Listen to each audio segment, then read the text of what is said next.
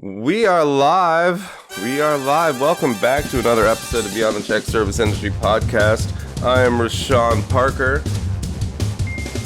And if you have not, please go watch my television series Beyond the Check, now streaming on Amazon Prime and Tubi TV.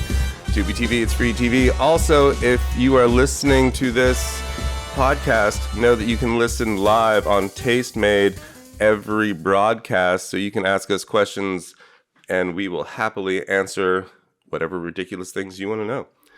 I have a fantastic guest today. He is a chef, a baker, and a chocolatier. He makes really delicious things, and we're going to find out all about him. Ladies and gentlemen, Braden Cadenelli. What's up, Braden? Not much. Hello. Thank you for having me. It's a little rainy where I am, but otherwise it's a pretty good day. Oh, that's good. It's a little rainy here too. We've had some hailstorms and some tornadoes recently that tore through Georgia. So that was fun. Where are you hanging out at? Yeah, I'm just outside of Philadelphia. Oh, nice. How many cheesesteaks do you eat a week? Not that many, actually. So I'm not a native. I don't really have it, I guess, programmed into me. But I do love a good cheesesteak. And I will say, it's a little out of my realm of specialty. They have been making some vegan cheesesteaks. Okay, don't get too mad at me here, people. But some vegan cheesesteaks in the Philly area. Can't tell the difference. They're fantastic. Vegan cheesesteaks. What are they using? Vegan cheese. What are they using for the steak?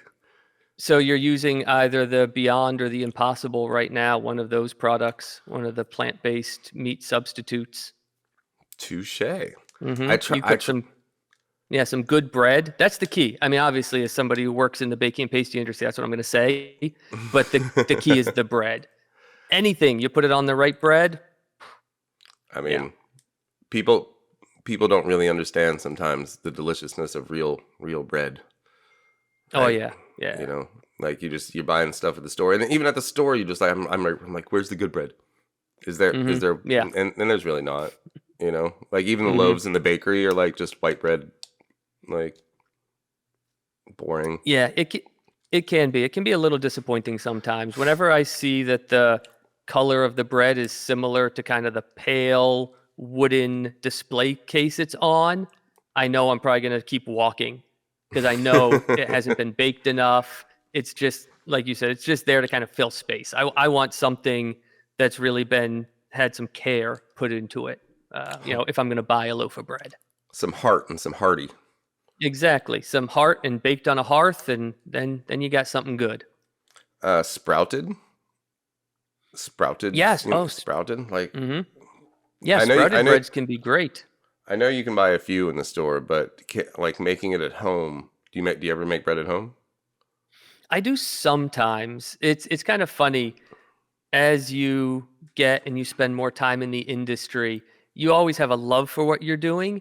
Then, though, you go home and you realize, all right, this task that takes me 30 minutes in my office, this is now taking me 3 hours at home. And so my solution is to grab my ingredients in the morning, go in 30 minutes early, just make the thing, and then bring it home with me. Sprouted, though, flours, they can be great to work with. You have to change up your working methods slightly just in terms of fermentation times, because a lot of that has already happened to the actual grain before it's been made into flour. Aside from that, though, there's not a lot different working with those. Because it's sprouted? Exactly. So sprouting is similar to its fermentation? Yeah, so a lot of the flavors that you're going to develop through fermenting the dough have already been developed through the sprouting process. Yeah. And actually, if you work with it enough, what you see is that when you do long fermentation doughs with sprouted flours, the texture can actually be negatively affected by that. So you actually want to do generally shorter fermentation doughs if you're working with sprouted flours. Good to know. Man, we just jumped right into bread. Dig it. There we go. That's what I'm here for. Yeah, what do you want to talk about? I'll jump right in. All right. Well, first, let's just find out a little bit more about you. So you're a baker. You're a chocolatier. How did this become your passion? It's a great question, And I like the word you said, passion, because I think the people who are really successful in this industry, they have to have a passion for some form of it, whether it's being somebody who loves to please people and really have that hospitality aspect. We see a lot of people who don't last if they don't really love being in the industry. And the way that I got started was actually originally way back in the day, I thought I was going to be a music educator. I'm a percussionist, and that's actually how I applied to school. And then I learned I can't really play any instruments outside of the percussion family.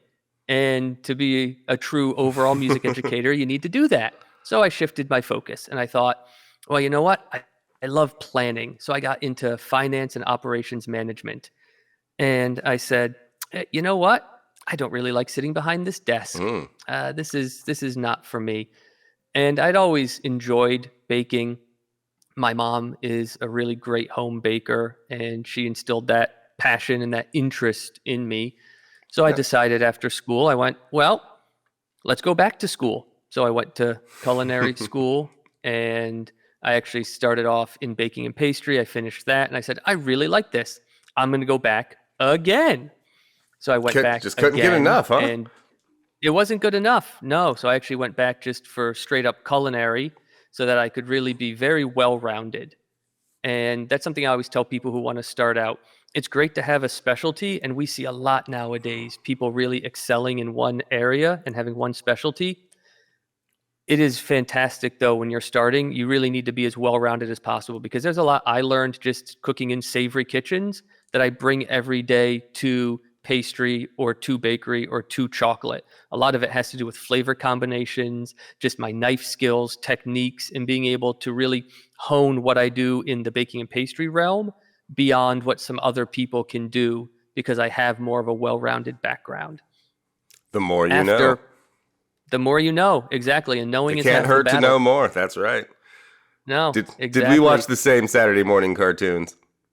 Quite possibly. Quite possibly.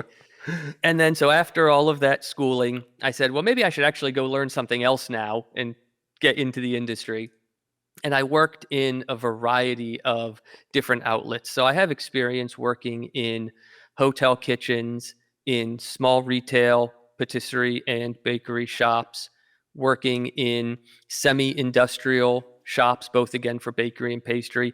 Those are the ones where we were still doing probably 95% of all of our work by hand in the old world artisan methods. We just Ooh. would use some larger machines to help with really non-value added tasks. So, for example, cutting cake. There's really no value in me cutting cake by hand if I can have a machine that's going to do it the same way every time, and it's going to be perfect. Because as good as I might be, it's not going to be the same Perfect. way every time perfect.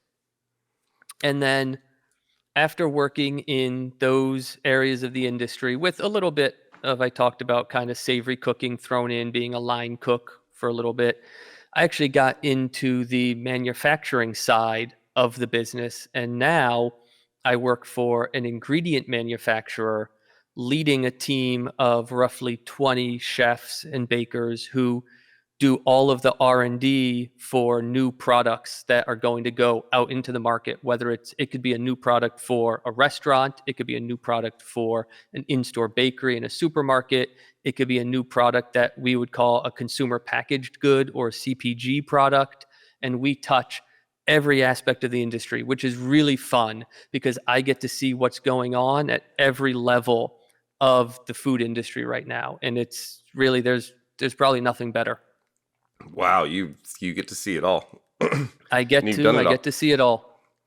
So basically, what products will be coming to the market before even the commercials come out, right? Like, Yes, and sometimes, not frequently, but sometimes we actually assist in those as well, in helping with what might be needed for a commercial shoot here or there, assisting the food stylists, showing them kind of what work went into making the product in our test kitchens, and so that they can have something, accurate when they're doing some of that marketing work.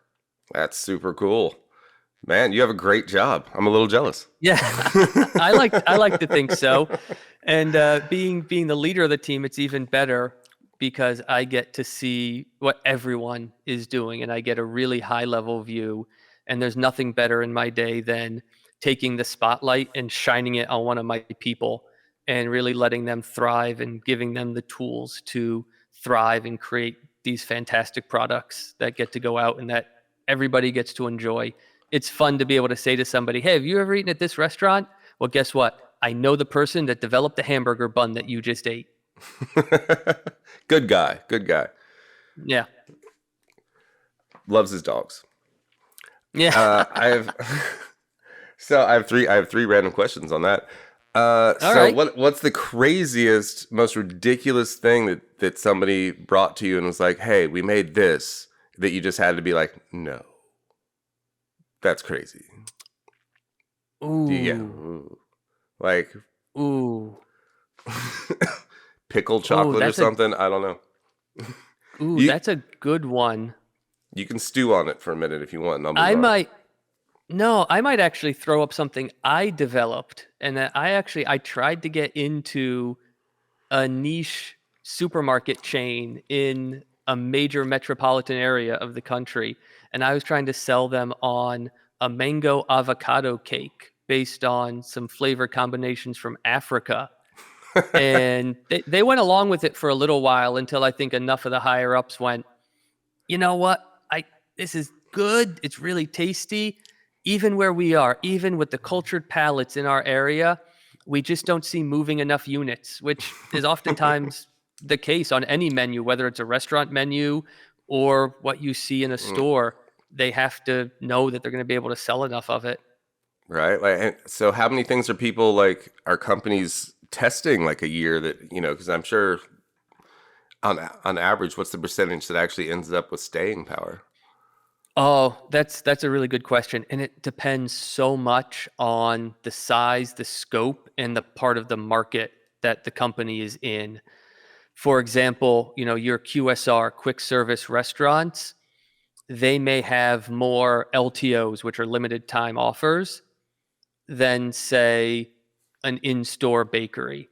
Something like an in-store bakery, they're Right. developing around holidays, but something like a quick service restaurant, they're watching trends. Think about the chicken sandwich trend that we just went through, Right. right? Something like that hits what I do, because a company that might not be working in that aspect of the industry, they may need a new role, or we've even helped work on coatings for just breadings Like for the pretzel bun at Wendy's, hmm right? Like, That's an exact example. Pretzel buns become a trend, and suddenly I've got 20 customers knocking down our door, so to speak, who want to know, how can I commercialize a pretzel bun, because they want to get it on the menu, and they want to get it on the menu in a within month. the trend, right? You don't want hmm to lose the trend. Exactly. Wow. So if a company had enough money and they really, really wanted to make the avocado mango cake work, hmm I mean, they could do it, right? If Hostess was Oh like, "No, yeah. this is our mission," hmm people will, because Oh it's just yeah. marketing, right? Like, A hey, lot of it, yes. And I've worked with companies where we've had a really good idea, but they've said, what, from a marketing standpoint, the majority of our consumers, we don't think, would accept this. There's more education needed for then it's consumers worth. to accept this as a more mainstream concept. Got mango avocado cake? Yeah. That's a Good. marketing campaign that may or may not work right now. Are you not feeling quite old V8's old commercial where they're just hmm sideways, right? Yeah. But a V8 was healthy for you. I talked to a guy who's just hated the Snickers commercials with a passion, right? Oh yeah. Because it's mentally wrong, right? So hmm like Yeah. eating a Snickers makes you feel full, but because it has peanuts, so like somehow we're supposed to think it's healthy. But hmm like, just that huge marketing campaign, the milk thing, like just marketing Oh yeah. in general can control how people think and eat, and it hmm does. And somehow that's legal for McDonald's to just push their burgers down your throat, even though we hmm know it's like basically drinking alcohol for your liver anyway. and your kidneys. But that's the world we live in, and we're adults, right? We're trusted to Yes. make decisions. Yes, we are. We're also trusted with the remote to watch the commercials. Yes, indeed. All right, so my second question in this vein, Okay.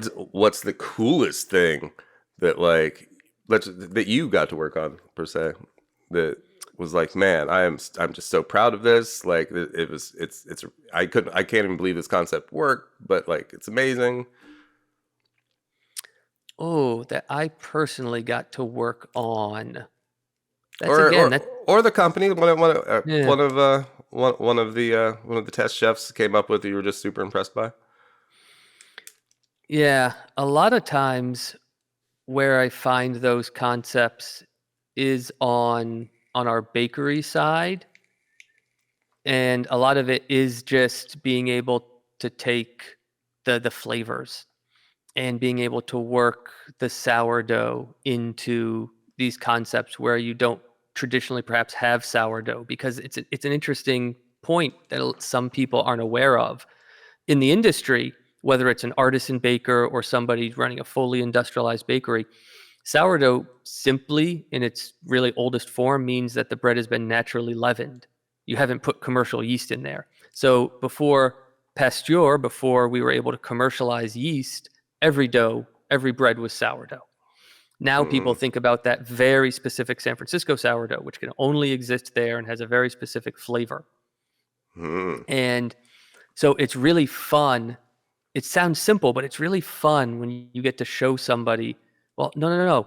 Through this idea of natural fermentation and simply the flavors we can create, look at what we can do to your product line. So All I've gotten naturally. to add like sourdough to cookies and pancakes and all of these different baked goods where traditionally you might not have it, but you can do some really interesting flavor combinations, even chocolate. Because if you start thinking about other ingredients that are fermented, we'll make a sourdough and red wine bonbon, where we're actually Whoa, a taking sourdough sourdough bread. red Yeah. wine bonbon. Yeah. We'll take sourdough bread and actually work it into a ganache. So we're taking baked baguettes, slicing them up, processing them, working them in. Then you make another red wine ganache. You have a couple of those layers. So that's almost where I really have the most fun, is seeing, again, and there's a theme perhaps here, where can I put an unexpected flavor that somebody might not be expecting? Right? That's why it's unexpected. It's a And kind of surprise. getting that light bulb to kind of go off, that, oh, this is something that is good. This is something I like this. Super cool, man. I really want to try one of those now. Ah, Is that on well, market somewhere, or was that for a that restaurant? is that was for an event of actually winemakers. So that was an event for winemakers. I don't think it was commercialized by any of them.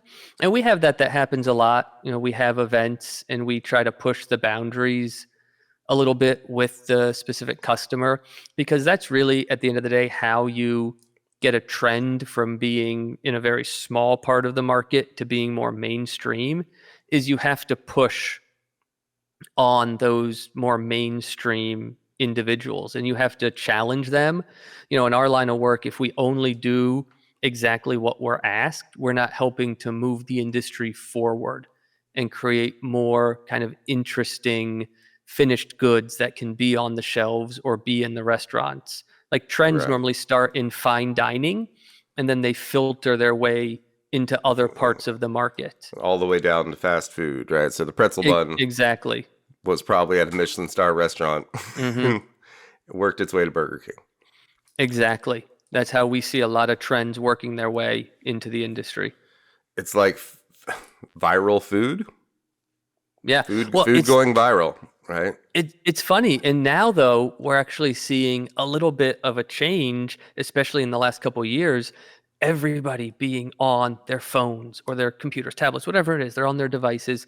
We're seeing some of these trends being picked up from folks on Instagram, TikTok, all these words that I'm only partially aware of, right? And we're seeing companies You're on kind of trend, sir. jump. You're on trend. Yeah, exactly. We're seeing companies jump on it. I mean, we saw the cloud bread. That kind of came out of nowhere on social media, and now we have people coming to us and saying, "Oh, hey, how do I create that?" And it's very interesting to watch that change, that kind of shift in where some trends are coming from right now, within the food What industry. is cloud bread? So cloud bread, it's not actually really bread. It's a keto product that is really more of a meringue. And when they make it, it's generally in all these bright colors. It's very light. It's very airy. That's where the cloud part comes from. Haha. And yeah, it's something. The best way, as in many cases, the best way to kind of learn about it, or a better way than me describing it, is to do a search for it, and immediately it'll come up. And it just it was something that existed, but in terms of people's awareness, right? The right person makes it, they post the recipe in the right place. And now there are large companies watching these areas, watching these sources. And then they come to us and they say, okay, how do we get this in our restaurant? Or how do we get this in the quick service restaurant? How do we get this in the convenience store? And sometimes they want that fast turnaround to be on trend. Right? Man, a cloud bread. Looking out for cloud bread. Mm-hmm. It's in the cloud. Next thing you know, there's going to be a It's cloud bread breakfast at McDonald's. yeah. I should have said it's on a server somewhere. You just need to find it. I missed Right? that joke. It's I was trying to work that joke in too. Yeah, shame on me. When you do the search for it, you'll find it on a server in the cloud. In the cloud, right? Cloud bread.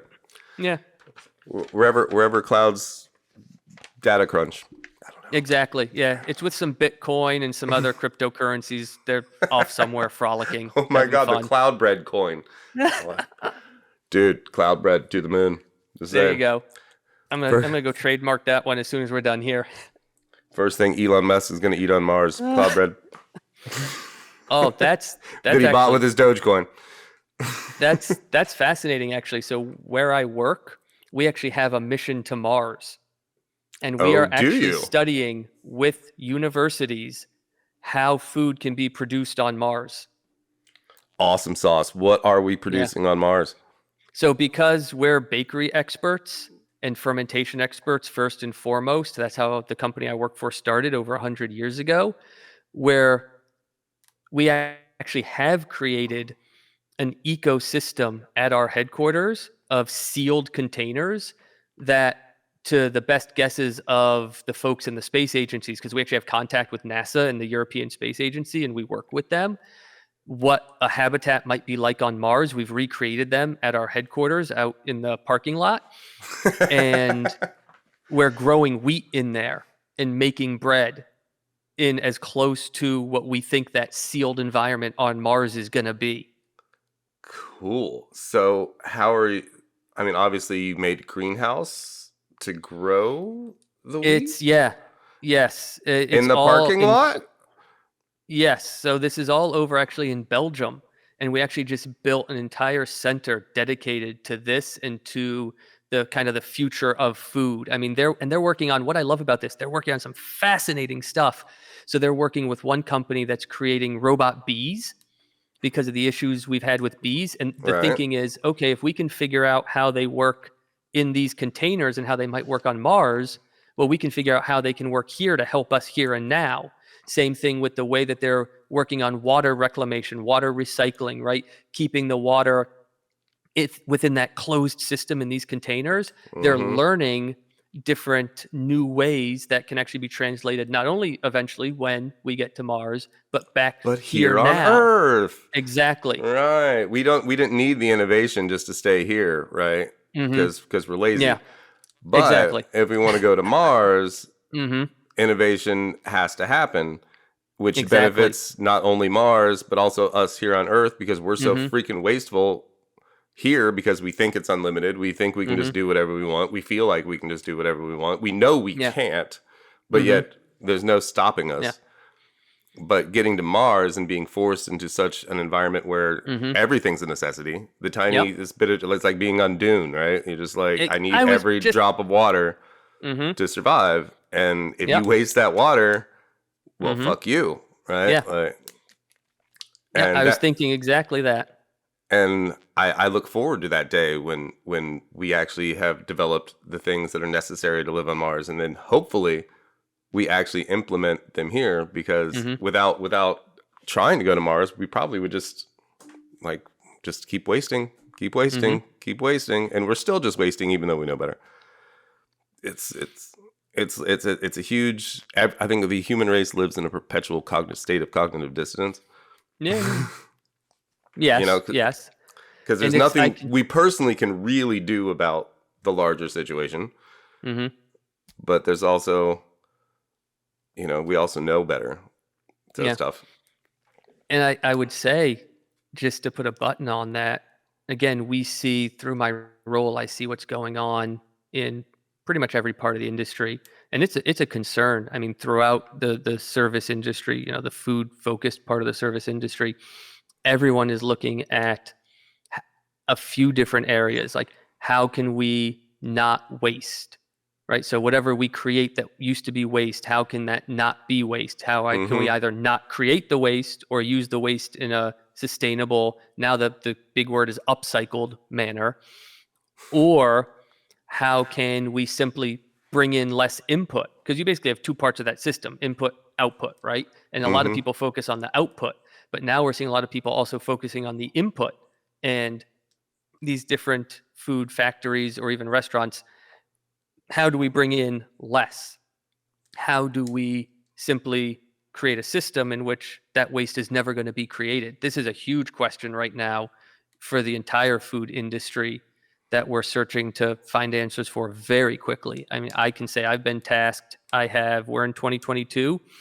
I have 3 years to make my 6 test kitchens water neutral and carbon neutral. Really? So, yeah, 3 years. 3 years. 3 years. So basically all your water in the buildings needs to be recycled and brought back. Yeah. And all reusable bowls, plates, spoons. Yeah, and this is... I mean, that tinfoil pan that you're going to use at some point for something, you got to use it again. Yeah, I mean, nowadays, a lot of it's just gone. There's a big shift you see in the industry, too, especially with the inflation in the metals, cost of metals over the last year or two. People are willing to pay more upfront in putting out the capital expenditure to buy just reusable. We're definitely seeing, as soon as people now are more comfortable and don't need everything disposable, as we move through the pandemic, we're seeing people getting back to reusable, washable, in terms of, what would have one day in the past have been disposable. Right. And it'll take some time, but we'll get there. They have all these fancy silverware kits on the market now, where it's just a little pocket pouch of your utensils. So if you are out and about or have to eat fast food somewhere, that you don't have to take the plastic fork because you carry this really adorable little fork, spoon, and knife in your pocket, right? Yeah. It's like the straws, right? The metal straws. Exactly. I think it's easier for women because they have purses. Yeah. But we do our best. Cargo pants aren't trendy anymore, so it's hard to carry as much stuff as we did in the 90s. As a dad of 2, I still have no problems with cargo pants because I'm not cool. I know I'm not cool. I will embrace not being cool. I'm just going to lean into it. It's that, or I'm going to find something like, the old fanny packs, but I'm going to call it the bat belt. I don't mind. There you go. I'll put a Batman logo on it. Boom. Done. I mean, I think I still have some cargo shorts that I wear on set sometimes, just to carry extra stuff. But my wife wouldn't let me walk out the house if I was wearing cargo pants. Though I do. I 99.9% I'm just wearing nothing but a tracksuit. So and she lets me leave the house in that. So it doesn't have cargo pockets though. So I don't know. That's a con in terms of carrying capacity. You have to get the ring of carrying capacity or the emblem of carrying capacity, something like that to increase. Here's the thing I've been talking about lately, and I think you might find interesting. Mm-hmm. So, Okay. Generation X, my theory, I'm on the cusp. I mean, the Generation X or Millennium, 1979, right? So I'm like, man, right Mm-hmm. there. Yeah. But like our great grandparents, right? They, were farm to table, right? Mm-hmm. Majority of everything was farm to, even the original McDonald's probably, Mm-hmm. farm to table Yeah. meat back. Oh, yeah. And then we ended up in the middle of this entire consumption age, right? Where fast food became the thing, where Mm-hmm. where everything's filled with nitrates and bullshit and things that keep it shelf stable for years and years and years and years. And that's what we've all been accustomed to eating. And in the middle of that was, I don't know, probably what, like the 80s, 90s, 1990, like at the peak Mm-hmm. of just like the shit show. And then now we see this huge reversal finally, right? Of Mm-hmm. people coming to the realization that, oh, milk's bad for you. And, oh, like I've been fooled by the media. And maybe health isn't what I'm told on TV. And maybe I Mm-hmm. should actually talk to a nutritionist. Mm-hmm. Right. And so now we're trying to fight our way back out of it. We created this huge problem for at least America, and we spread America's notion of this consumption around the world. And so the backlash is finally hitting us. And so we're working our way back, like you said, using every part of everything. And back in the day, everybody used every part of everything. Your Yeah. milk Mm-hmm. bottles were returned Mm-hmm. and recycled, Yeah. and that wasn't that long ago. That's our great Mm-hmm. grandparents, right? Yeah. And so this little bit of time, this like 40, 50, 60 years Mm-hmm. of over consumerism and just a lack of knowledge on health, I think, is finally working its way back in, and we're on the flip side of it. Mm-hmm. So I think that's exciting. What do you think about that? Oh, I think you're 100% correct because, again, all we have is our experiences to fall back on a lot of the times. And my experience right now is what we call health and well-being. And a lot of our customers are coming to us, again, regardless of where they sit in the industry, small bakery on the store, on the corner, all the way to, a factory that makes products for whatever, 500 stores. They want to get rid of any ingredient that they cannot pronounce. And some of those ingredients, it's funny, are actually considered natural. A lot of them are seaweeds. They're ingredients that, if you know about them, there's really nothing inherently wrong, so to speak, Right? right? Use my quotation fingers, wrong with Mm-hmm. them, but they are hard to pronounce. And so we're constantly looking at ways to reduce or eliminate those ingredients. We're constantly looking and being asked by the industry, can you put less sugar? And the funny one now with sugar is they don't even want sugar alcohols. So when you see all those different labels where it ends in like ose or something to that Fructose. effect. So Okay. like, Yeah. Yeah. sucralose. Sucrose. Yeah, like they don't even Sucralose. want some of those that give you 0 calorie. They want to Mm-hmm. find other ways. And so that's a big project working on that, especially in chocolate. You see that a lot. And so no, there's definitely an interest. And it really comes back to your good point about our move away from a regionalized food system. And I've had this conversation with a number of people about how can we still maintain food quality and still maintain and meet the expectations The of the flavor. consumer about what kind of food is available, while moving back as much as we can to a regionalized production model that's going to cut down on the distance that the food is shipped, because that cuts down on the carbon footprint. That also increases jobs. We can create more jobs in the industry if we produce food locally versus centralizing it and then shipping it out. It is a question and a discussion that touches every aspect of our industry, every aspect of what we do. And you are, again, 100% correct in that the way that we're shifting is towards health and well-being. Less sugar, less fat, more fruits, more grains, more seeds, more whole grains. It's More what real people, food. yeah, it's what people Seasonal are food. demanding. And it's something that for me is fascinating because of my work. I get to see what's going on in so many different areas and to get to help push people in that direction. As a, as an ingredient manufacturer, we can take full responsibility. We can actually say to our customers, we're very sorry. And we've done this before. We eliminated red food coloring a while ago from a bunch of products. We just said, why are we doing this? This makes 0 sense. So guess what? We're very sorry, but you love red velvet cake. We're not the company to sell it to you anymore. Because We're it's really just coloring, right? The red is just coloring. Exactly. It's like, if you want to make the choice to add color to this cake, have fun. We are not going to buy the red coloring or sell it to you any longer. Because it's pointless. Yeah, and it's up to, it's up to the companies that can do that, in my opinion, to do that, to take a stand and to push the industry back in that direction. Man, that is a hell of a task you have had put on your shoulders, sir. Yeah. How's it going? I mean, replacing sugar and chocolate. Do you ever use carob? Yeah, just a little bit. My mom's an herbalist, so we didn't have chocolate when I was a kid. We had fucking carob. Yeah, okay. But, I mean, there's different ways. How do you get the chocolate out of sugar? And I think part of the problem with the sugar in and of itself is that people eating it aren't just eating it for the flavor, because you're going to notice that your dopamine didn't spike, right? Because you're not getting that high you normally get off of eating chocolate. Yeah. That does it matter if we actually get it to taste exactly the same?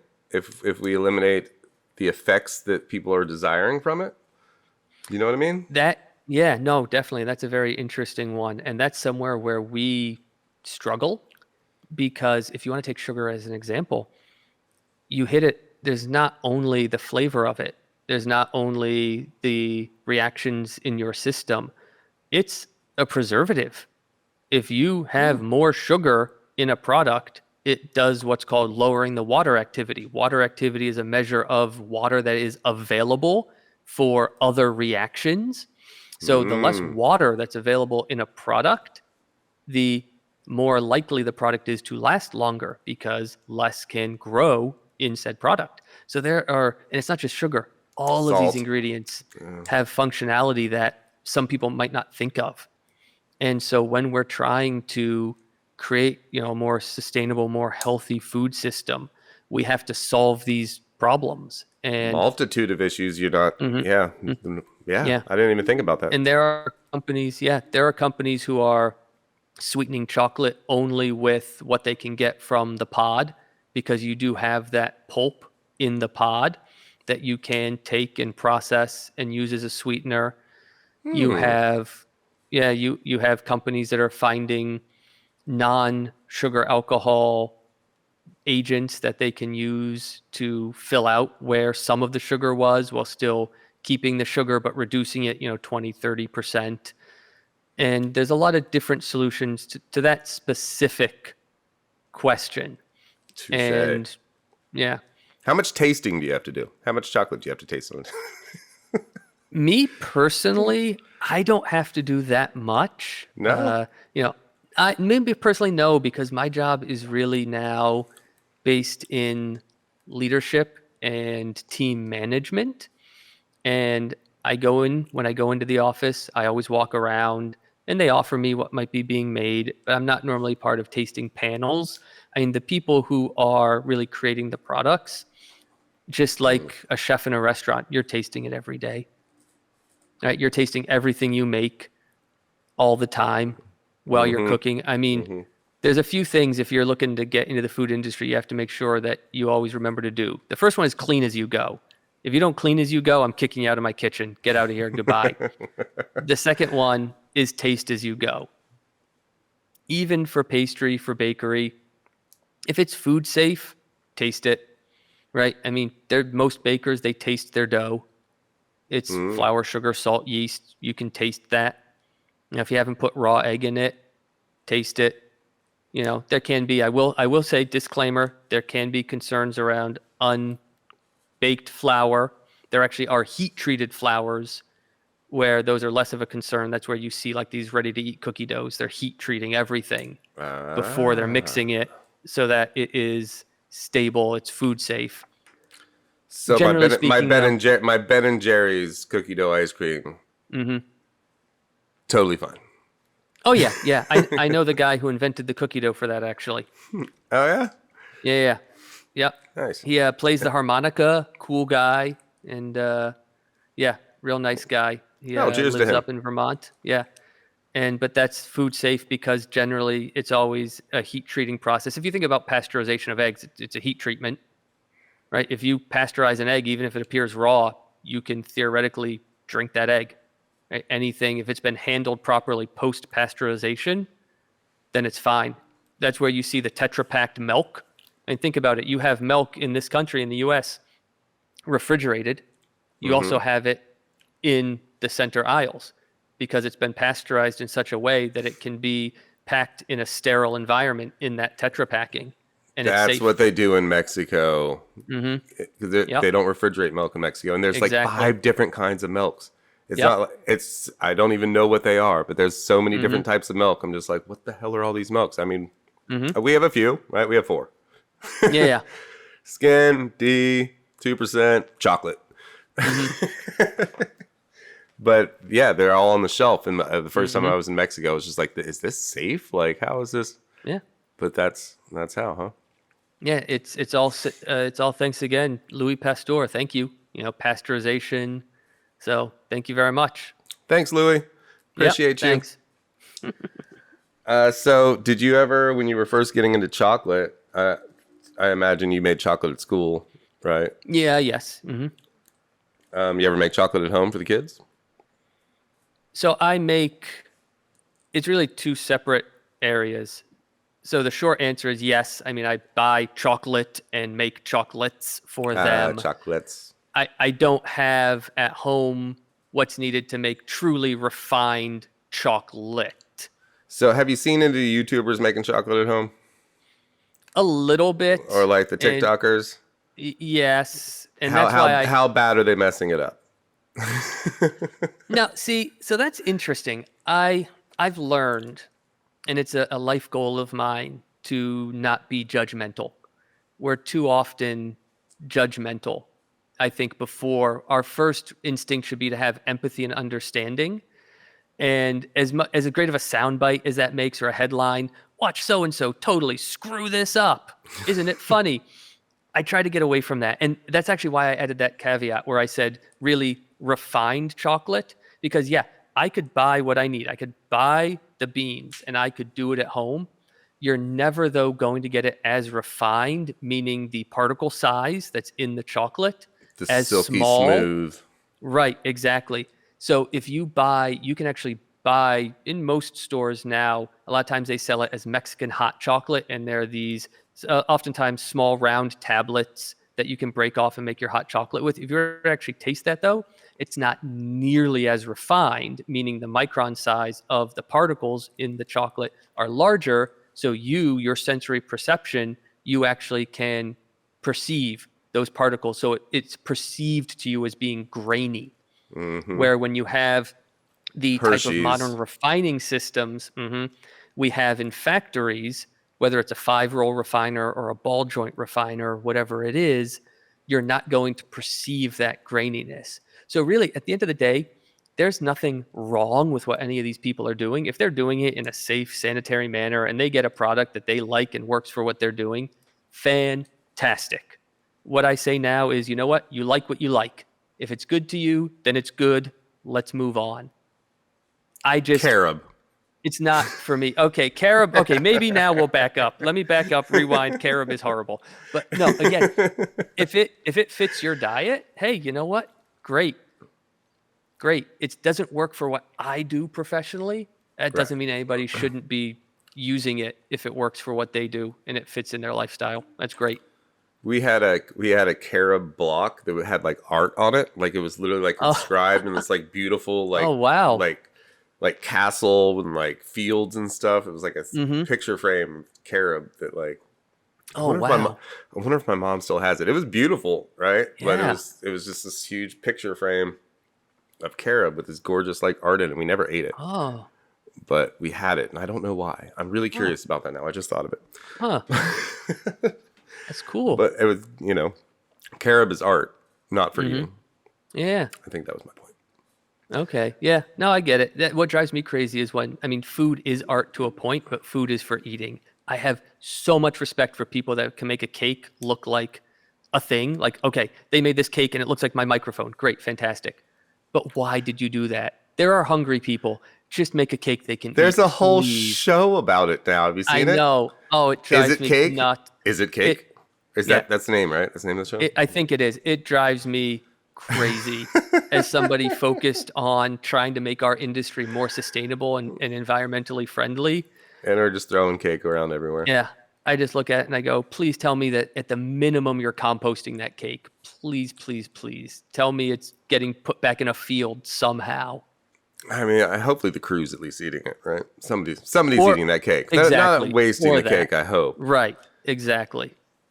But, I was hoping that reality TV was coming to a close, but now I just read that they're releasing new Real Housewives of Dubai.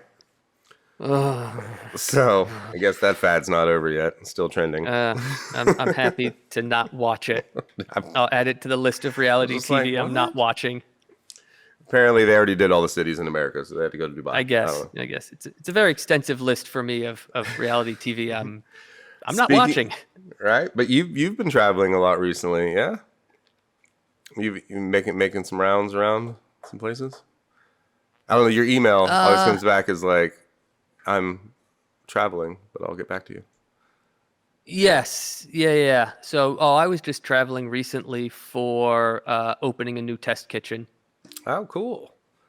So Where yes, yeah, we have in Issaquah, Washington State. So just outside Seattle. Wow, cool. Love Washington. My favorite beach Oh, yeah. days are gray and rainy. So Washington really works out for that. Okay. Yeah, it was sunny and nice when we were there. Really? That's And nice. we opened a new test kitchen. So it's part of my job. I manage 6 test kitchens around the country. And we had an event. We had a lot of customers coming in. It was fun because what we did is, at least on the pastry side, which is my specialty, is more pastry and chocolate. I'm capable as a baker, but the bakers in the company will tell you, just get me out of there when there's really a lot to be done. They're like, no, send him back to pastry land. What we did is we made all the pastries, and this is funny based on what I just said, but we made them look like other items, but specifically fruits and vegetables. So, we made a cake that looks like an apple, a cake that looks like a mushroom, a cake that looks like a potted plant, a carrot, a pebble. And so, because Washington State is, so you joke it's gray, it's a very green state in many ways, especially around Seattle, right? Sustainable food and the sustainable food system is very important. So we decided to have some fun with that. And we decided to make everything almost look like it could be at a farmer's market. Right, and you didn't maybe you didn't know at first glance. Is it cake? Yeah, exactly. Is it cake? Mm-hmm.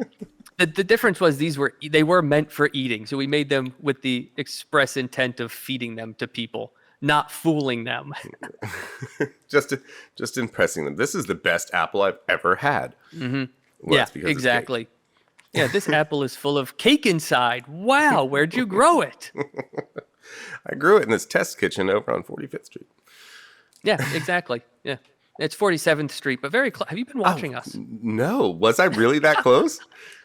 No. I just decided to go along with the joke. Dig it, sir. Nice. What are you having for dinner tonight? My plan right now is to make fried rice. Oh. I'm sure that plan will change. It often does when my wife looks at the menu I write out and she goes, "Yeah, no, don't want that anymore." But that's what I'm making. Yeah, exactly. I'm making stuffed peppers, to which my wife Nice. said in the store, I was like, you know what? I haven't made stuffed peppers in a long time. And she goes, I'm like, so no, fine. No, yeah, that's. And then we made it halfway through the store, and she finally was like, do I even like them? I don't know. I'm like, what's in them? So I'm like, it's like beef, corn, beans, stuff. She's like, all right, fine. So I went back and I got the peppers. So Nice. so we're doing a welcome to dinner, stuffed peppers, super simple, like 1970s style. Nice. Hey, that's good. You know what? The older I get, and I don't think I'm old yet. I do say though to people, the older I get, I definitely am trying to simplify all of my cooking, bring it back to the real basic techniques, bring it back to really being all about the flavors and just making something that people will enjoy and love, and making it less about my ego and showing just what I can do. Oftentimes, because you can do a thing is not a reason to do a thing. I completely agree, sir. That's Like why. I watch some of these people and they're just like, oh my God, what the ingredients list is like 2 pages long. Yeah. Did you really need all of that just to make Yeah. that? I don't know that you did, but Yeah. go I'll to tell town. you. I just hired a fellow, filled the last position on my team. He sent me for his interview an ingredient list, maybe 15 ingredients long. And that was to make, I told him 5 items. He made 14 different recipes. The list was like 15 ingredients. That's all he Wow. needed. Most And he impressive. just came, yep. In one day, it was phenomenal. He is a certified French master baker, which is one step below the highest level of honor you can have as a baker in France. He has to pass one more test to have his MOF, which is the The 3 master colors baker? of the French flag. But they have their own mastery certification. So yeah, that's a great example. Keep the ingredients simple, fresh, seasonal, and you're always going to win at the end of the day if you do those 3 things. Most impressive. I mean, Taco Bell pulls it off with like 5 ingredients, so. I have never, in all seriousness, I have never eaten there. Are you serious? It was reported as the healthiest fast food restaurant in America. Oh wow. If you order the right things. Okay, I know them a little bit. Really nice people. I Really? cannot say, in all seriousness, yeah. The folks who work there, I've met some of them at events, right? Because we all go to the same industry shows. Everyone I've ever met that works at that company, super nice, super awesome, just down to earth, chill people. You hear that? People stop giving Taco Bell a hard time. I mean, the truth is, it actually is. Like you can go there and just get a black bean and burrito with salsa and lettuce, right? And there's nothing, that's super healthy. You can't go to McDonald's and get anything nearly that healthy. Yeah. So kudos to you, Taco Bell. Way to have things that won't kill us. Yeah. Again, from experience, I haven't actually eaten there. I cannot believe you made it your whole life and never had the chalupa commercial never pulled you in. No. I don't eat out that much. Never have. Well, good for you. Keep it up. And yeah, we just that might get you in the Guinness Book of World Records, depending on how long you live. I have a man goal. went 105 years, never had Taco Bell. Winner. I'm going to contact them because we had thought at the office there was actually a record we were going to go for, and then through a whole lot of circumstances, we ended up not going for it. It got me interested though in that book and in those records. So now I have one. I think I can try for. Thank you. You're welcome. I do what I can, Red. Do what I can.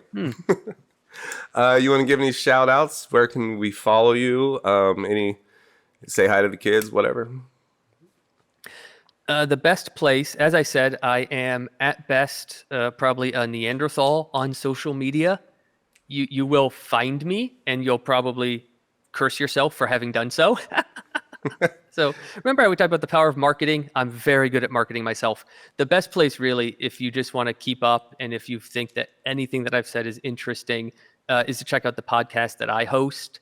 And it's called Epicurean Unicorn. It's on every major podcast platform. And it's because the logo for the company I work, it's a unicorn. You can see it on my shirt. It's right there. So we thought it would be a fun little joke just to work that into the title, right? Because it's kind of silly and we're kind of silly. So we don't take it too seriously. We just talk to interesting people within the food industry. So, I mean, we've talked to, for example, like Jacques Torres, we've talked to him, the chocolatier Chris Harvey, the baker and author Peter Reinhardt, right? We just talk to interesting people and have casual conversations. And if you look up that podcast in the show notes, you're going to find all my social media handles. So don't do that for your own sanity. Just probably don't do that. But listen to the podcast. But listen to that, check it out. And that's the best way just to keep up with anything interesting that I might say. And just fair warning, I always try to work in Star Trek because it's my favorite thing. So have fun. There's the new Star Trek show coming out. Did you see that? Oh, Strange New Worlds? Strange New Worlds, yeah. Yeah, I'm very excited. Yes. I haven't watched any of like the side ones. I was never really big into like Space Nine or whatever the hell that was. Yeah, Deep Space Nine. Yeah. But I did watch the original, and I loved Next Generation. So I think I'm gonna watch. I think I'm in for this one too. So yeah, I'm excited. The captain, a few of the characters, the captain, Pike, Spock, Number One, they were all on Discovery, and I have to say that the actors nail it. The casting folks, they nail hiring these actors. I'm very excited, and most of the people I know who enjoy Star Trek are also very excited.